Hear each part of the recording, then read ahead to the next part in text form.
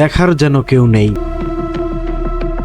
খোদ রাজধানীতেই দীর্ঘ 4 মাস ধরে সুয়ারেজের পানিতে সয়লাব গোপীবাগের KM দাস লেন, যা নজরে আসে লন্ডন প্রবাসী বিএনপির ভারপ্রাপ্ত চেয়ারম্যান তারেক রহমানের।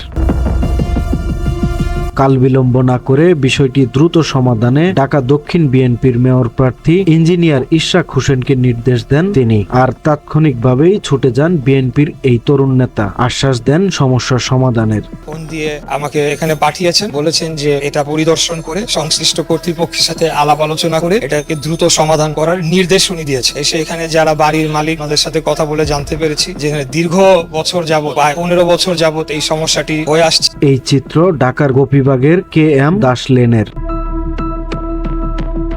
দক্ষিণ সিটি কর্পোরেশনের আওতাধীন এই বাড়িটি দেখতে মনোরম হলেও সামনের চিত্র বড়ই নাজুক। সুয়ারেজের লাইন বিকল হয়ে দীর্ঘ 4 মাস ধরে তলিয়ে আছে বাড়ির সামনের অংশ। শুধু এই বাড়িটি নয়, এলাকার বাসিন্দাদের সমস্যার যেন অন্ত নেই সমাধানের কেউ। ভোগান্তি বাড়ছে দিন দিন, সামনেই বর্ষাকাল। এমন অবস্থায় গণমাধ্যমের প্রতিবেদন নজরে আসে লন্ডন প্রবাসী বিএনপির ভারপ্রাপ্ত চেয়ারম্যান তারেক রহমানের। তাৎক্ষণিকভাবে ফোন করে ওয়াসা সহ সংশ্লিষ্ট সব কর্তৃপক্ষের সাথে কথা বলার তাগিদ দেন ইঞ্জিনিয়ার ইশরাক হোসেনকে। সাথে সাথে ঘটনাস্থলে ছুটে আসেন ঢাকা দক্ষিণে বিএনপির এই মেয়র প্রার্থী।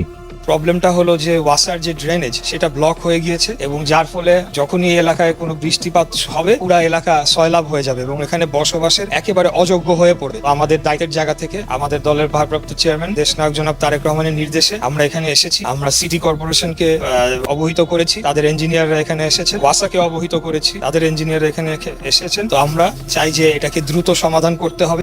প্রয়াত মেয়র সাদেক হোসেন খোকার ছেলেকে কাছে পেয়ে তাদের নানাবিধ সমস্যার কথা তুলে ধরেন স্থানীয় বাসিন্দারা। তিনি আশ্বাস দেন এসব সমস্যা দ্রুত সমাধানের। এ সময় আশেপাশের রাস্তা ও সুয়ারেজের লাইনগুলো ঘুরে দেখেন ইঞ্জিনিয়ার ইশরাক হোসেন।